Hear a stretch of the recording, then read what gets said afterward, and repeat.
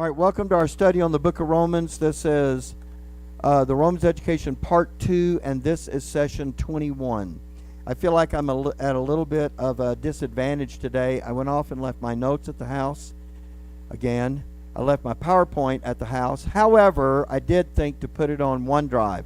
So I do have PowerPoint for you today, but my notes are a little different from your notes. I always give myself some instruction about what to do to kind of probe everybody's understanding and just different little notes like that. And so I hope I'll just remember those as we go through the lesson. But today we're looking at Romans chapter 12 and verse 14. So let me set this up before we go. In fact, let me just put it on the screen, and here it is. Romans chapter 12 and verse 14. Boy, our PowerPoint is slow today. Bless them which persecute you, bless and curse not.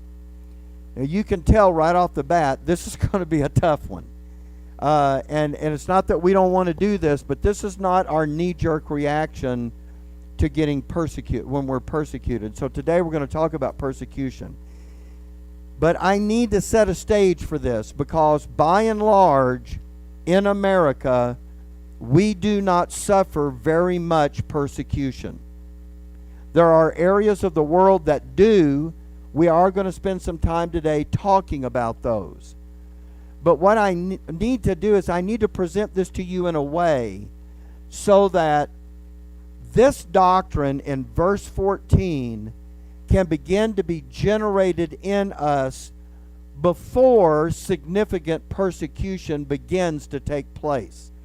Ideally, the time to do those things is not in the middle of it. That makes it twice as hard. But what makes it difficult to prepare for this when it's not going on is the fact that it's not going on. And it's kind of like, why do I need that? If we continue as sons, we will face the sufferings of Christ. And that is going to be increasing measures of persecution from the policy of evil. And so this doctrine really needs to be in us and working in us, and we need to be thinking about it and praying about it and talking about it right from the start. So this one may seem to you to be academic, but I'm going to try to do some things today to show you the reality of persecution so that we will think soberly about it and then make those edification steps before we actually encounter anything significant. And so persecution for being a believer in Jesus does take place in this world. But you understand there's a general policy of evil at work in the world. It doesn't just attack believers in Jesus. People in other religions also suffer persecution from other religions or from their own government or from whatever. And so there is a general policy of evil in the world that does not like righteousness, certainly does not like sonship, but it doesn't like the gospel, and it doesn't like holiness, and it doesn't like those kinds of things. And so as a result, sometimes persecution rises. When it does, it can range from being very, very mild, which for the most part is what we encounter in this country, to being very severe. Now we're going to start with the mild and kind of work our way up. Now, like I said, here in America, there's not a lot of real persecution. About as bad as it gets is someone maybe poking fun at your faith. If you ever listen to a comedian, it would not be uncommon to hear him maybe make fun of Christians or things that they believe, or use that as a topic of humor. And that's kind of a mild way of making fun of them and that kind of thing. Now, I have to tell you, I understand that goes on in the world. No, I don't like it, but I don't really consider that to be persecution because that's not really directed against me individually. They're just kind of making a blanket statement about all of that, and so it's really pretty mild. But then every once in a while, persecution moves from the mental aspects, and you can be persecuted mentally. and emotionally, and it moves to the physical aspects. And that's largely what we think of when we think of persecution. We think about the old days when Christians were put into the Colosseum and wild beasts were unleashed on them, or times when they were burned at the stake, because they wouldn't renounce, or times in which they were put on trial and everything was taken from. Now those are the kinds of persecutions that we normally think about. And by the way, just because somebody disagrees with you about something in the Bible does not mean you're automatically being persecuted. So just to keep this, in a more real context, it doesn't do us any good to try to make more out of it than it actually is. But persecution really does, genuine persecution involves someone having an attitude of hostility toward you. And we know that when we get advanced in our sonship education, the adversary is going to be able to unleash some things against us, and we need to be prepared for those. But people can also do that. So against Christianity in general, that's true. And how might that be? Well, maybe not allowing churches to assemble, or maybe trying to. And look, we talked about this my whole lifetime. And some of these things we've seen come to pass, and some of them we have not. It has been tried before to have churches get their messages approved by some appointed council, or some type of official board or something, to get those messages approved before they could be preached from the pulpit. And I know that's tried to have gotten done. People rose up against that. That did not last very long. Do I think we've seen the end of that? Probably not. I think there are always people that get elected to office and have power that would love to be able to control the message that's going on in churches. But here's what I really know. Satan would love to control those messages. And what he's doing in controlling it is actually different than what human government officials are doing. They're looking at it from their standpoint. They don't realize they are cooperating with the policy of evil, and Satan is using them, and he has a little different goal in mind for all of that, so that his realm is not affected by godliness. And so anyway, the kind of persecution that we're talking about first is most often carried out by governments, and that's why I was giving you that illustration. Sometimes a government will persecute an individual, or maybe a group of individuals, and we know that there were times when Christianity was not an accepted part of the Roman Empire, and what did those people do? They met in catacombs, they met in secret, and they hid their scriptures, and they did those things to continue their faith, and they did so at the peril of their lives. Okay, so what I want to do now is I want to get into this realm of physical persecution. But for me, everybody's different. For me, I needed to jog us out of sitting in the comfort of your home on a nice sofa in a climate-controlled room to understanding what it is really like to live in a society where persecution is growing and becoming more widespread. And for us, sitting in these very comfortable metal chairs. And but you know what? This is a long ways from persecution. When I got up this morning, I was not worried about anyone bursting through the doors of this church and hauling people out of here and putting them in jail or beating them or any of those kinds of things, because that's not what's going on here.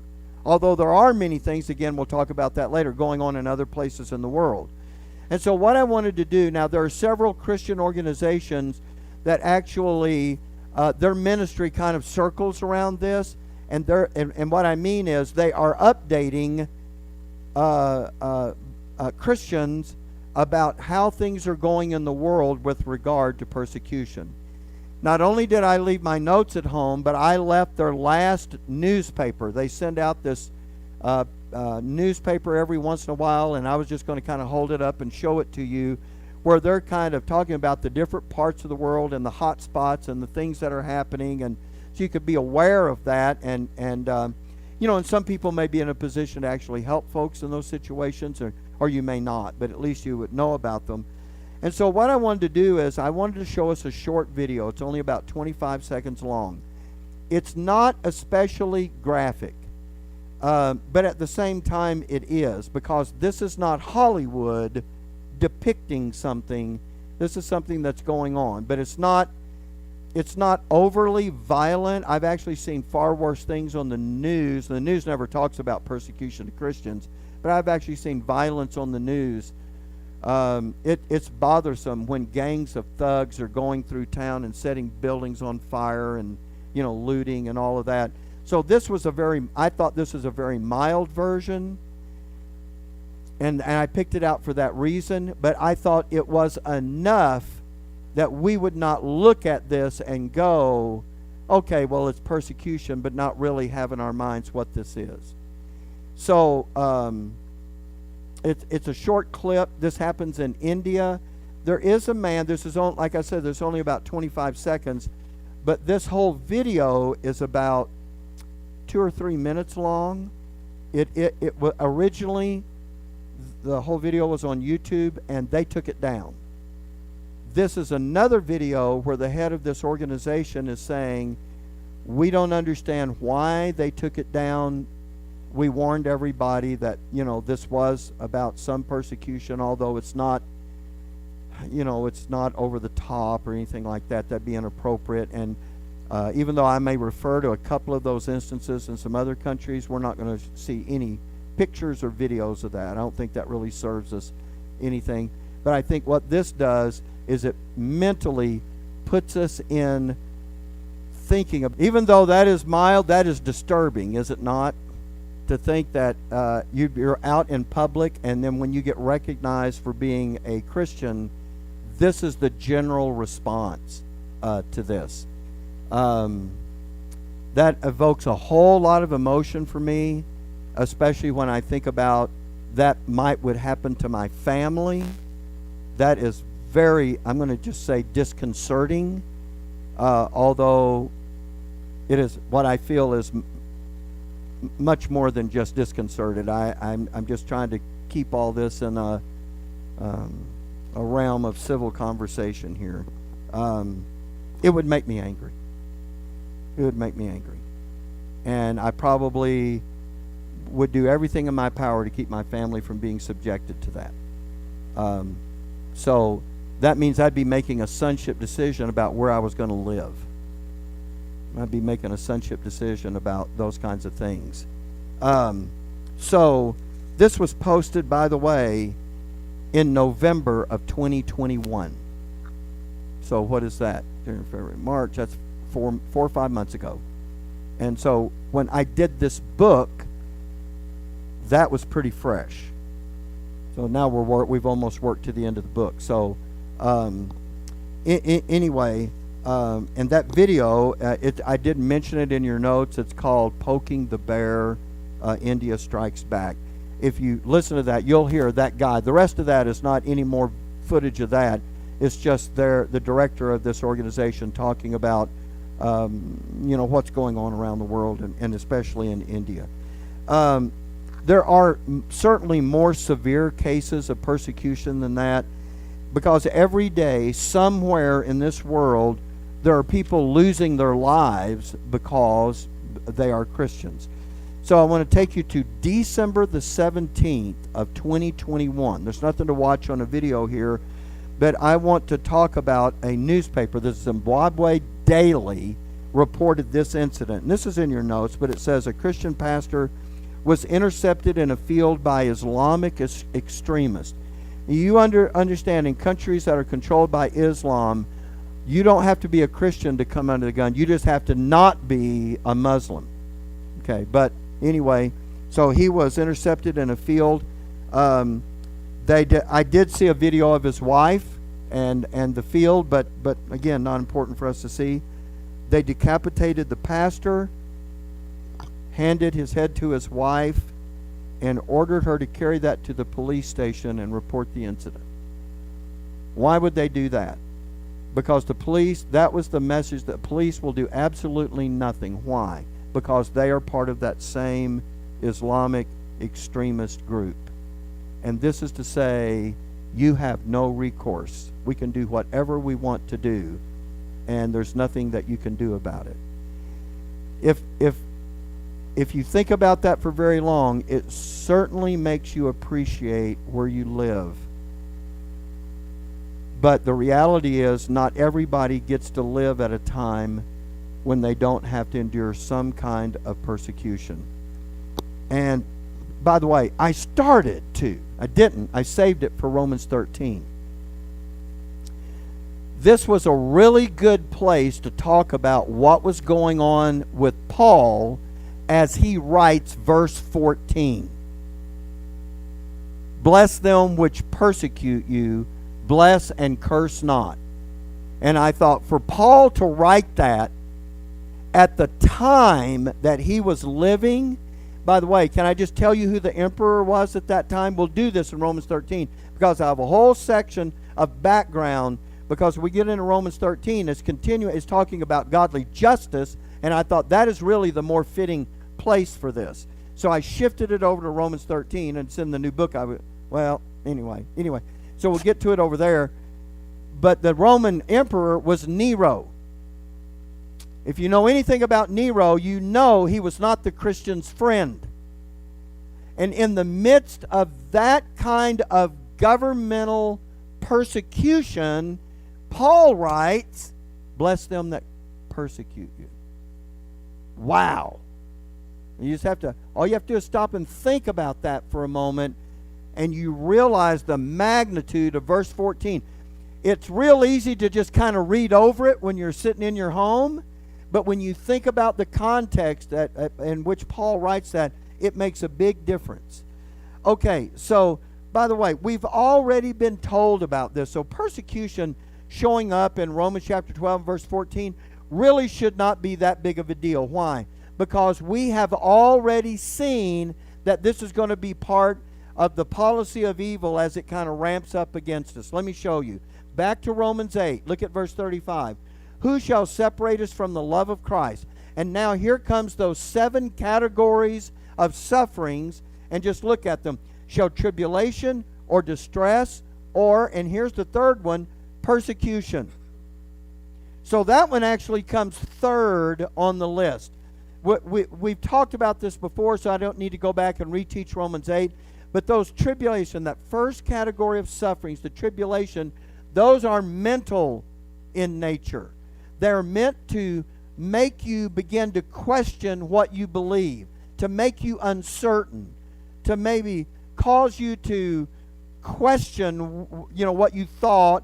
These are just attacks against the doctrine to cause you some mental confusion so that you will kind of back off of that and not go any further. That's all Satan wants. But it's not until, so you have tribulation, and then you have distress, and then you have persecution, and of course they just get worse as they go down the list. What I'm showing you here is this isn't the first time we've encountered persecution with Paul. He already introduced us to this in our sonship establishment back in Romans 8. And so persecution takes a lot of different forms. I don't know if I have this on the PowerPoint, so let me just bring it up. Yes, so let's just go through them real quickly. There's political persecution. In some countries, if you're not on board with the political system that's in power, that can result in arrest or imprisonment. Plenty of folks have been arrested and imprisoned because, they spoke out against a corrupt government. Here's the next one. Assassination and martyrdom. And what usually happens is someone rises to the fore to say, we're going to do away with this corrupt government, and we're going to install a government that's transparent and accountable. And even sometimes before the election comes, this person is assassinated. Sometimes it's after they're in office, and it's been, and the people who really have the power understand this person cannot be bought or molded or manipulated, so we're just going to have to do away with them. We think about politics as being benign. It is not. politics can certainly be a means of persecution. By the way, that's not the kind of persecution that Paul is talking about in Romans chapter 12 and verse 14. I'm just showing you the different ways that this happens. So there's political persecution. That Marxism carries this out in countries like Cuba and Vietnam and North Korea, where Christians get targeted simply because of their faith in Christ. And now there's religious persecution. So let me show you this one. So the first thing with religious persecution is restrictions on churches. Not only telling you, you know what, eventually it will get to telling you when you can meet, telling you how many can meet, telling you how long you can meet, telling you what you can hear when you do that. Now listen, I'm going to make a statement here. And I want everybody to understand that I have one goal in mind when I come here on Sunday. When I show up at Glen Rose on Tuesday, and when I'm recording videos that may even show up in the bare bones list, I have one goal in mind, and that is your Bible education and your sonship edification. That's what I have in mind. This is not a forum for anything else. Although I do think there is merit to diet and lifestyle, I don't dispense that advice up here because that is not edifying you to labor with your Heavenly Father in the ages to come. There's tons of that stuff out there. You don't need me to go do that. But what we're doing isn't being done everywhere. So on purpose, I stay on point. So you don't hear me talk about up here elections or who's running or who I like, because when I'm up here, I have one thing in mind, and that protects us, and you may not realize it, but that protects us, because there is going to come a day when churches who engage in that are now going to come under political persecution, which really doesn't have anything to do with their edification unto godliness. Now, you can argue all day long, and I won't debate it, because you may be right, that you know what's happening to you spiritually has an impact on how you act out there. I don't doubt that one bit. I'm just interested in the edification part. And every once in a while, somebody notices that. And I'll get an email or a phone call that says, Brother Mike, thank you for staying on point. There's things happening in the world, and you know what happens? Churches veer off because they're not doing edification to begin with. They veer off and they do it. Let me give you an example. And by the way, you're going to think I'm going to break the rule I just told you about, and I'm not. And I'm not because I said I'm not. No, I'm not. But let me just say, because there is a biblical issue here. Right now today, there are churches that are talking about the Russian invasion of Ukraine. You say, Brother Mike, you don't have an opinion about that? Anybody that knows me knows I have an opinion about everything.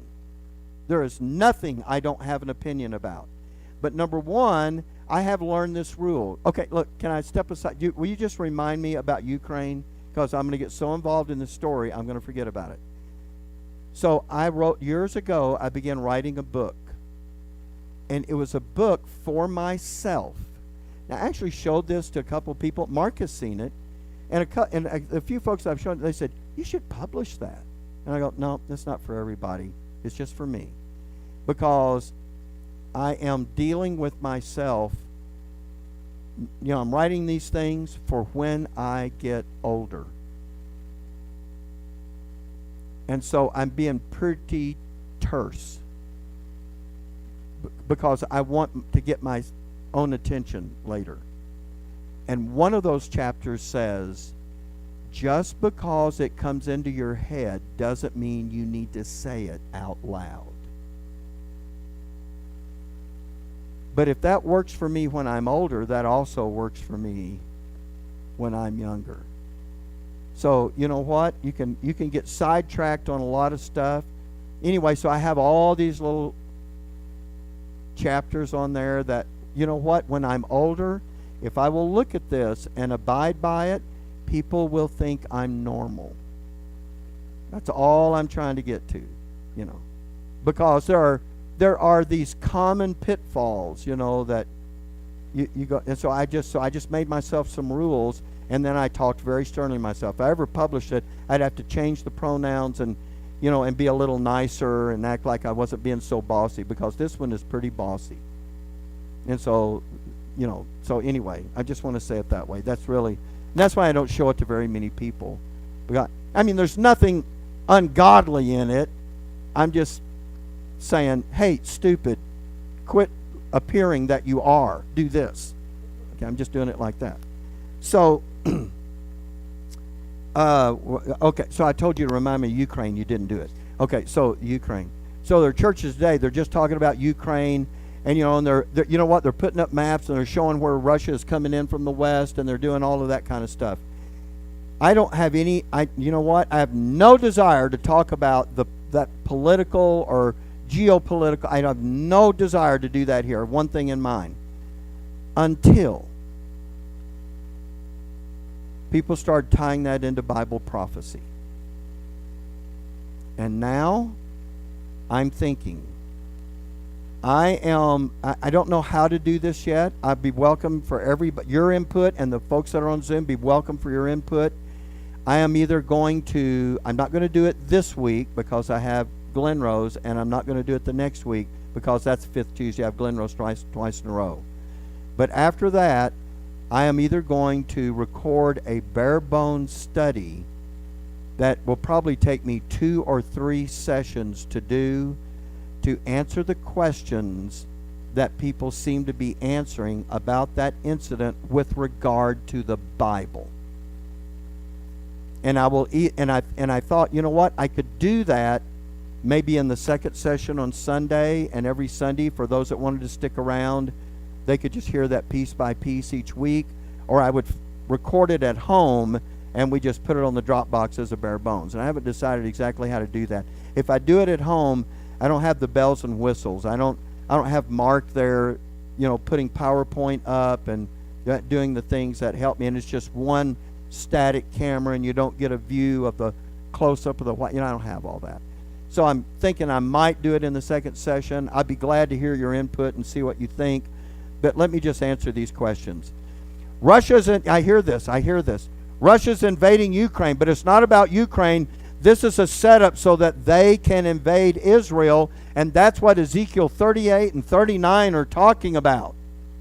So let me be clear, and I'm going to answer it, and we're going to go through the verses. And when we go through the verses, you're going to find out, number one, because that Ezekiel 38 and 39, what that is Armageddon.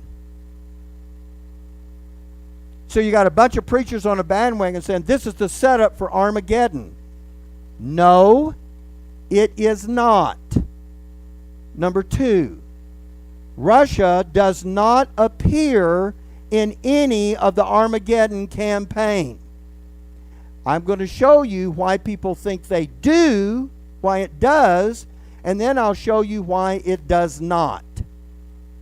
They have misinterpreted, and they've created something that is not in the Bible. Number three, because it doesn't matter who it is, but a very prominent religious figure who has had wide TV exposure for many years, put out a tweet saying, God has made Putin turn and do this because he is setting everything up for the end time battle.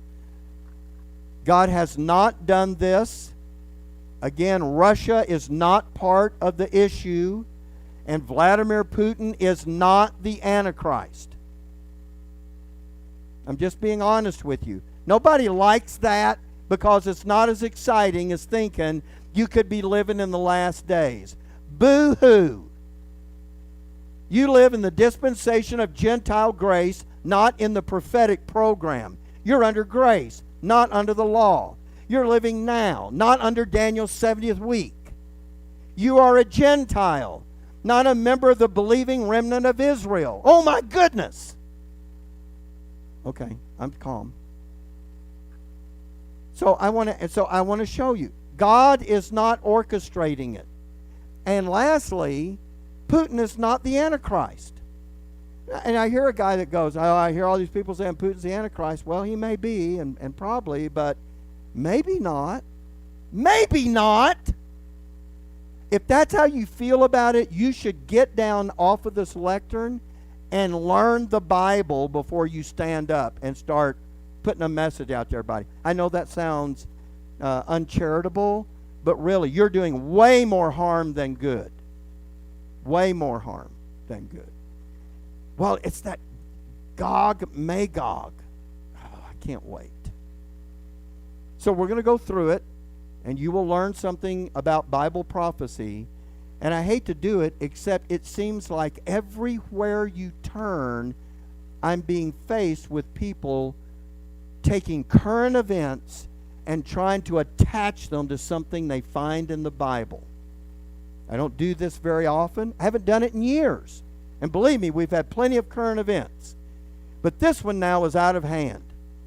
Because people who know better, or at least should, are going, well, maybe Putin's in a, maybe this is Armageddon, maybe this is, no, it's not. It's not. So I'll be nicer when I do it. But anyway, I'm going to do it so that we'll get straightened out on that. And then you know what? You'll be able to apply these same things to the next time. Okay. That bummed everybody out, so consider that your persecution. Okay. Religious persecution is restrictions on churches, forced conversions. Do any religions actually force people to convert? Well, of course they do. Of course they do. By the way, did Christianity ever do that? They did during the Crusades. Sure did. You want to get put to the sword, or you just want to become a Christian? Let me think. Okay. Number 4, arrest and imprisonment.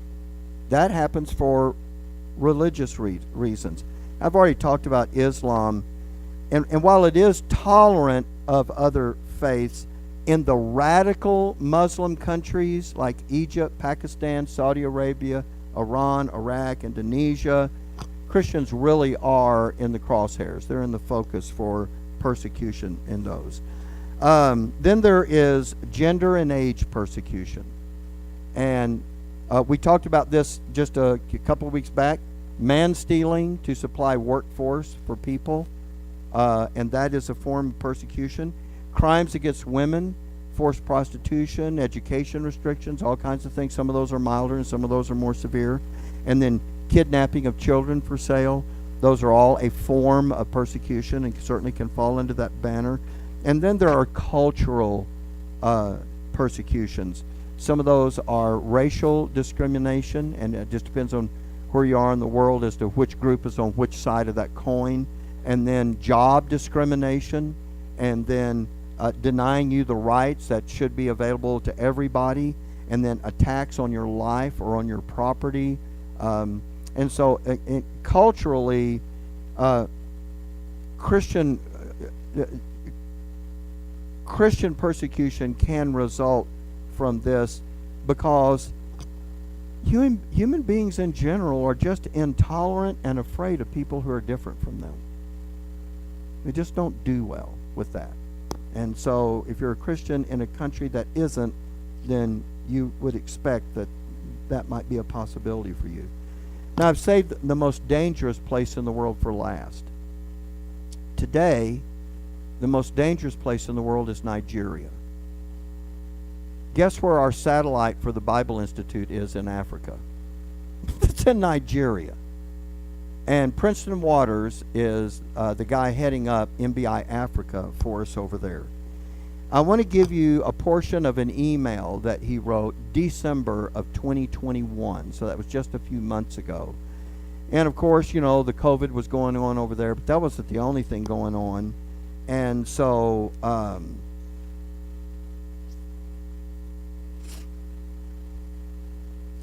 I made myself a note here. I just almost forgot about this.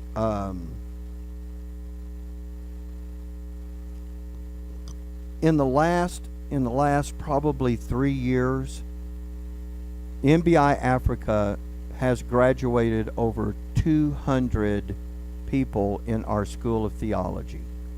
You know what the number one course is in the School of Theology? Rightly dividing the Word. We are in that course giving them the basics to really be able to teach the Bible. And many of those people are pastors. And so I'm really appreciative of the work that Princeton has done there, and the fact that we can be in one of the world's hot spots actually teaching people to rightly divide the Word. And I have plans for us to now move on into sonship with these people, so that when terrible events are happening, they are equipped to be able to patiently endure those to the glory of their Heavenly Father. And so I just wrote here, as this is being written, I'm writing this book in December of 2021. I've been looking at a fresh news report where 10 Christians were killed in Nigeria when over 500 Islamic militants rolled into a village. So they came rolling in vehicles, put 10 Christians to death, and I wrote, I actually watched the video of them burying the dead. And it was a tragic thing. There was no video of the actual carnage going on. But I want to read you now this email that Princeton wrote back in August of 2021. And I think I have it on the PowerPoint, so let me put it up. Please, we need prayers for peace, justice, and security in Jos, our city, Plateau State, and the whole of Nigeria. We are in difficult situation with attacks from the Fulani pastoralist called herdmen, and counterattacks from community youths, which have resulted in the death of 23 people. Tension between Muslim youths and Christians is very high.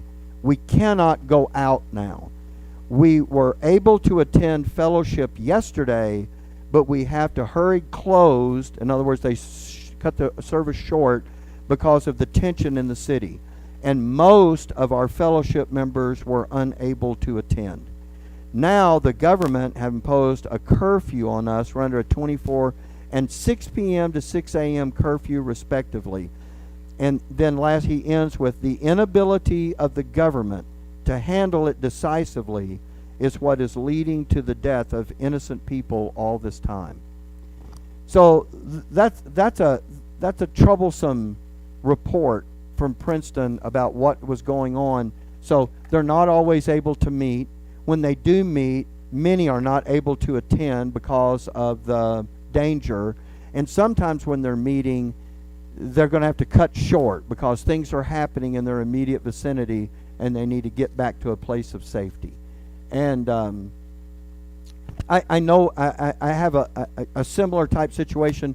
When I went to Israel in 2004, we actually went into where Mount Ebal and Mount Gerizim were. Remember the Mount of Blessing and the Mount of Curses, where Moses stood, between the mounts and read the law to the people and all of that. We were actually on that. That is not an Israeli-controlled area. So when they took us on 2 bulletproof buses, and along with an escort of Israeli military with automatic weapons, and 2 or 3, I can't remember if it was 2 or 3 helicopters. And when we were standing on Mount Ebal, those helicopters were way out, circling the perimeter, because if they saw something coming, we would have time to get everybody back to the buses and load it up and get ourselves back into a secure location. Now, I remember when that was happening, there was a little bit of adrenaline in that, but at the same time, you realize that could get replaced with fear really quickly, if things were going badly. But now here's Princeton talking about it, and this is what is happening to them, as they're trying to conduct their services and have ministry. And so what are we doing by going over all this? Well, I'm trying to establish the reality of persecution for believers around the world, and even though we don't see it here, it's going on in our life. Just like things are going on, other things are going on elsewhere in the world, but we still go to Walmart, and we still sit out on our porch, and we do all that. And I understand that, but I'm just saying we need to understand that there may come a time where in this country we will experience persecution, and it may or may not be as a nation, or it may be as sons and daughters who are engaged in godliness. because Paul said, all those who live godly in Christ Jesus shall suffer persecution. So it's not if, it's a when. And as we progress in godliness, we need to know that. And so now, bringing you back to Romans chapter 12, let me just bring that verse up. Bless them which persecute you, and that's going to lead you to the only note taker that you have for this section, so you can fill this in. In verse 14, Paul deals with our attitude toward our enemies, those who do not like us, those who are enemies to us. And so when we talk about our attitude toward our enemies, you might naturally assume that we're talking about lost people, but that is not necessarily the case. Christians many times have persecuted fellow Christians, and some of them pretty well known. In the early, John Calvin lived in the first, well, a little beyond the first half of the 1500s. He was a French theologian. Some of you may know who John Calvin was. He's certainly a big part of the Protestant Reformation, and thank God for the Reformers. But eventually he left Catholic-controlled France, and he moved to Geneva, Switzerland. And under his leadership, the city became kind of a safe haven for other reformers to come and to write and to publish their theology. And so they fled persecution in their countries just like he did from France. And by 1540, the city started moving toward a theocracy, which means it had a moral law and a civil law that were kind of combined into one. And by the way, the Catholic Church did that for almost 1,000 years.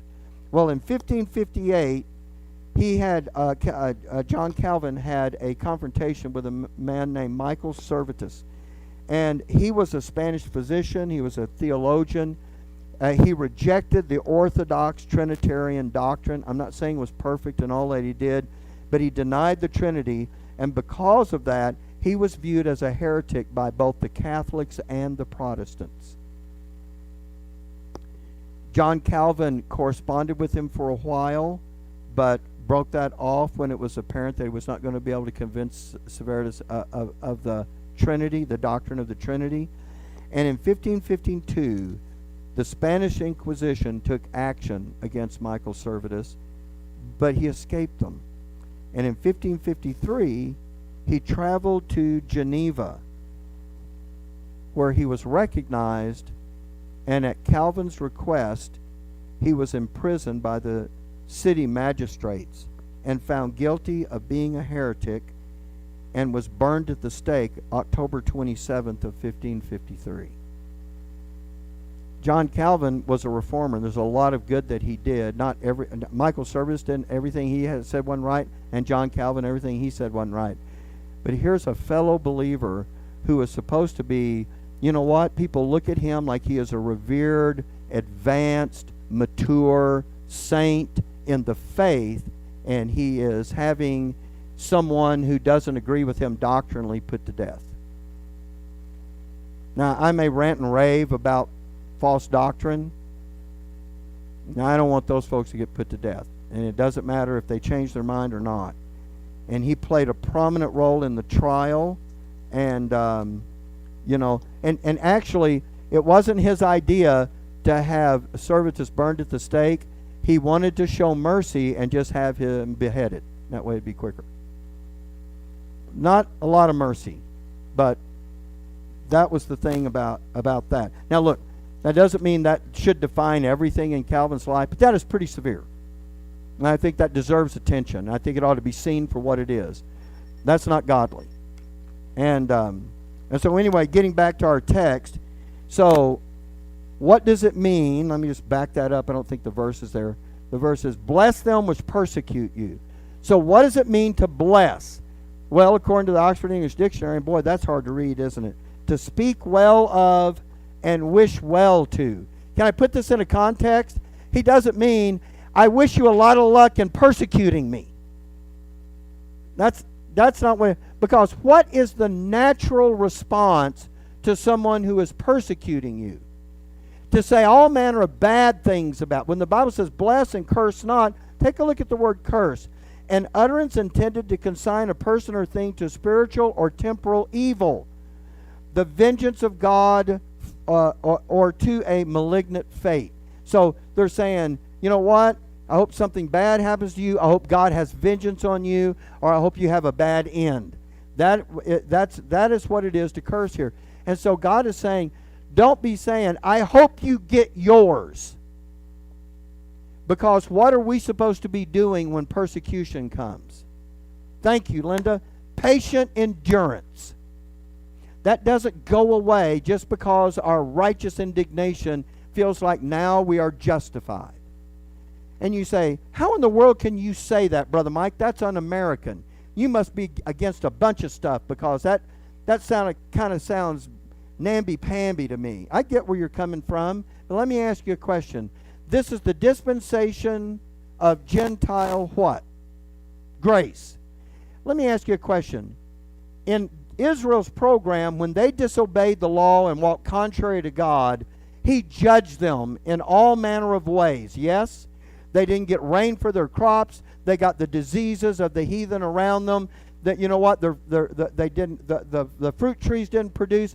They didn't produce. Their livestock didn't produce. Their enemies overcame them. All of those kinds of things happened. What did they have to do in order to get out from under that? Go back to living by the law. Go back to following after the Lord. Then they could get not the curses, but they could get the blessings. But we don't live under the law.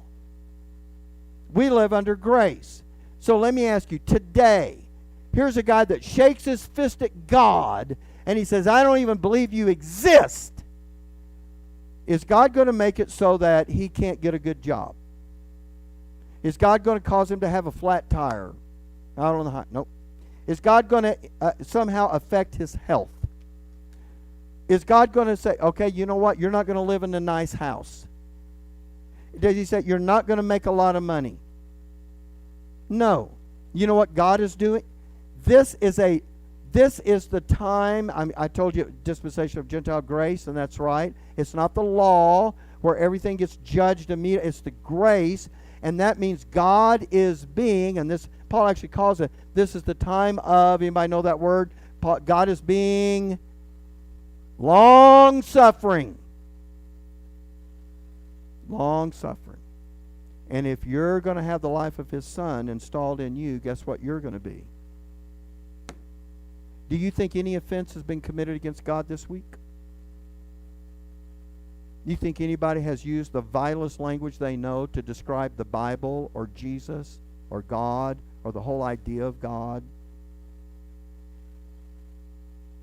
I listen to these guys who the Bible says, thinking themselves to be wise, they became fools. But you know what? God is looking at that and He's going, no, you know what I'm doing? I am offering the goodness of my grace so that they might change their mind. And we are not... how wise would it be for God to then tell us to act contrary to what He's doing in this dispensation of grace? That wouldn't make any sense at all. Now, I know some of you are thinking, yeah, but what about when somebody violates the law? We cover that when we get to justice. That's a justice issue. And he's going to talk to you about that too. In fact, justice has two parts to it. The first part is about you individually when injustice is done to you.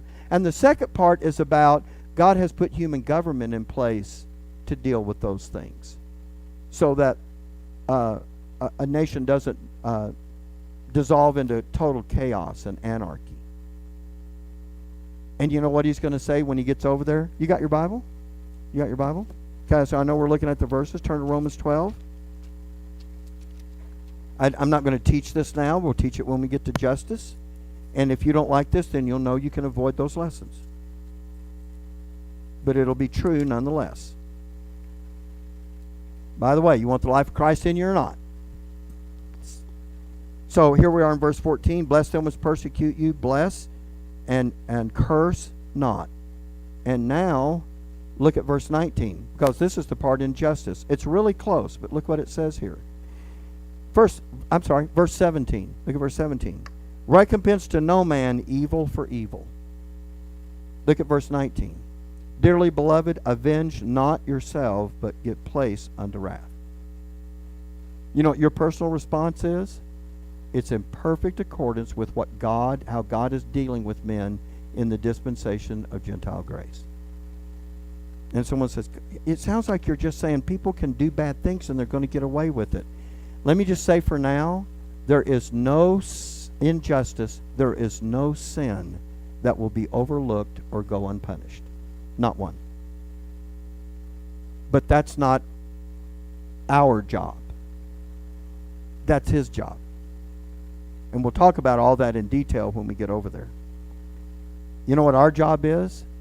To live in accordance with what he is doing in the dispensation of Gentile grace. Okay. So, that bless and curse not, what is that about? A guy persecutes me and I go, guy has really nice hair. No, that's not what we're talking about. We're talking about dealing with them and talking about them in ways that open up avenues of ministry, so that if they are lost, we have an opportunity to bring them to Christ.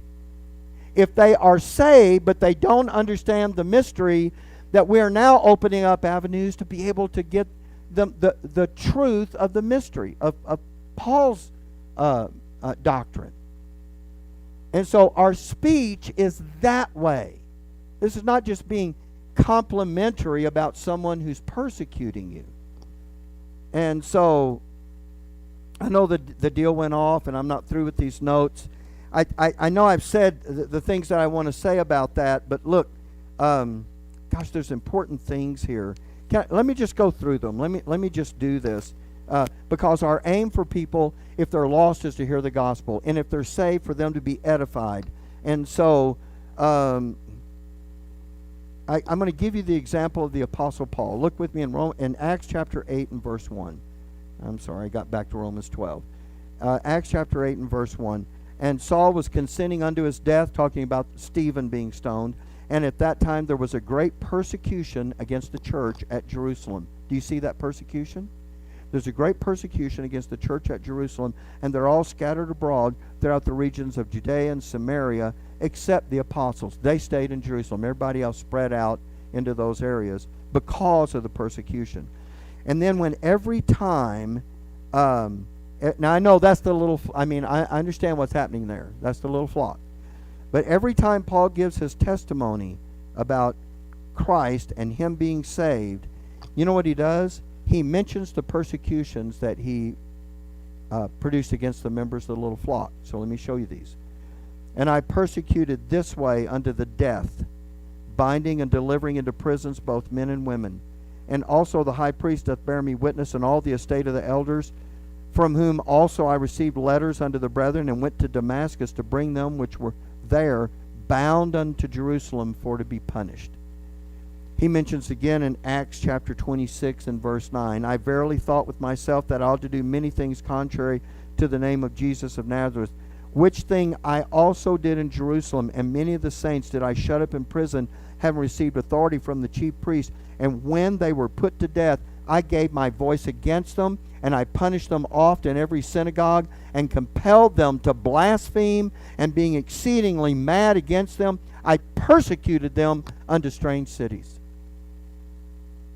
And then 1 Corinthians chapter 15 and verse 9, for I am the least of the apostles, that am not meet to be called an apostle. Why, Paul? Because I persecuted that church of God, talking about the church of the remnant. And then Galatians chapter 1 verse 13, for you have heard of my conversion in time past in the Jews' religion, how beyond measure I persecuted the church of God and wasted it. And so let me ask you, when they heard that Saul of Tarsus had converted, before they got real happy about that, you know what was in their mind? Did he really? Or is this another plan to ferret out believers and punish them? when they first heard that, I don't think they understood the greatness of what God was going to accomplish with the Apostle Paul. What's the point I'm making? Did the people in the church get persecuted? Every verse we read, Paul testifies to the extent of his persecution. It would have been real easy to say, we need to do something to this guy because he is never going to be a Christian. Not only did Paul get saved, he became the apostle to the Gentiles and wrote most of the New Testament. What's my point? You never know. Don't burn that bridge. Don't close that door. Don't stop having an opportunity for ministry. When there is someone persecuting you, it's not pleasant and you won't like it, but you're in the perfect spot for ministry. And I think we ought to take advantage of that and cooperate with what God is doing in the dispensation of Gentile grace. And by the way, what happens when we're persecuted by a fellow believer? Well, for a fellow believer, we want him to come to the knowledge of the truth. Paul needed to be saved. But if someone's persecuted and is already saved, and by the way, don't think that just because there's a church down the road, they're all thinking that you're okay and that you're good. That will not be the case. In fact, the more godly you become, the more of their displeasure you are likely to experience. So let's not let our pride or our anger or our hurt or our wish for vengeance or any of those things stand in the way of a persecutor being saved or coming to the knowledge of the truth. Now, this is a hard see, there's no way for me to take your individual circumstance now and talk you through this verse. That's why I needed to put us in that frame of mind with that little video we showed at the very first, because I want you to understand how difficult that is to do in the energy of your flesh.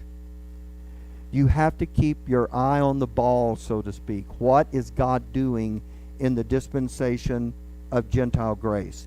Now, persecution is like every other suffering. If you can avoid it, then you should. God's not asking us to find ways to be persecuted. And so if that doesn't happen, then that's wonderful.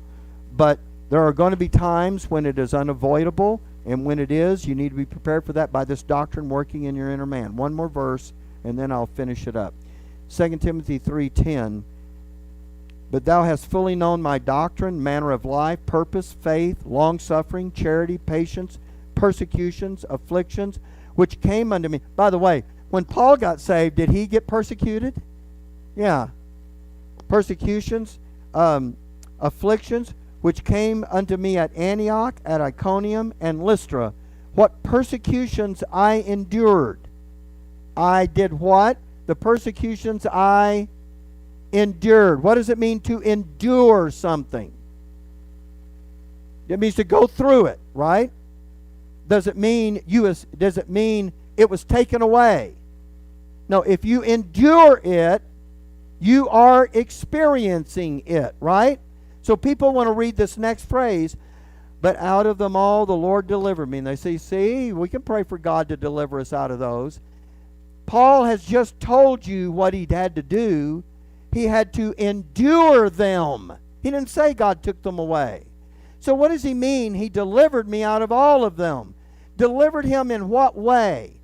We know it's not from being persecuted, because he said I had to endure that. Yeah, from the effects of the persecution. When Satan persecutes you, what is he trying to get you to do? Stop. Quit. Throw in the towel. Give up. Stop your sonship life. And if it's from the policy of evil, if you stop, all that will go away. And I know this question gets asked, gosh, I know I'm over. I don't know what else to say about it, but I need to finish it. Someone says, will we know that it's from him? You will. You have to. Otherwise, it does him no good to persecute you without knowing, if I stop, this will all end. He can't get his way if you don't know that. So it will be crystal clear, and you won't have to guess about it. And so the bless and curse not is what that has to do with what we say to our persecutors that allows us to communicate the gospel or the truth of the mystery. That's the point that I want to get across here. We don't just witness to people who are nice to us. We should even carry the gospel to those who persecute us. We don't just do the work of the ministry with people that we like. It's necessary to do it with those who are our enemies. And remember, that's what you wrote in your note taker. This is about the people who consider themselves to be our enemies. And so we see this example in Paul. Now he's written doctrine about it. We understand what God is doing in the dispensation of grace. He's not interested in punishing everybody right now to turn them around. It's his goodness. And if we're going to be his ambassador, that's the message we're going to operate under. And if we get persecuted, then we're going to say those things which would allow us to have one of the other of the work of the ministry with them, either the gospel to their salvation or the truth of the mystery, so that they know how to function in this dispensation of grace. And that's what it has to be. That has to be the focus. And you say, I just don't think I can do that. You're right. You can't. But there's someone who can, and he wants to live his life in us. And that's the key. So don't think of this as what you're doing in your flesh. If you do, you will leave this session going, I'm just not going to be able to do that. I concur 100%. But God can, and he wants his life in us. That's what godliness is. It's not you faking like him. It's him actually, through us responding to that word, producing that mystery of godliness in us. I mean, it's a wonderful thing. All right, we'll stop here.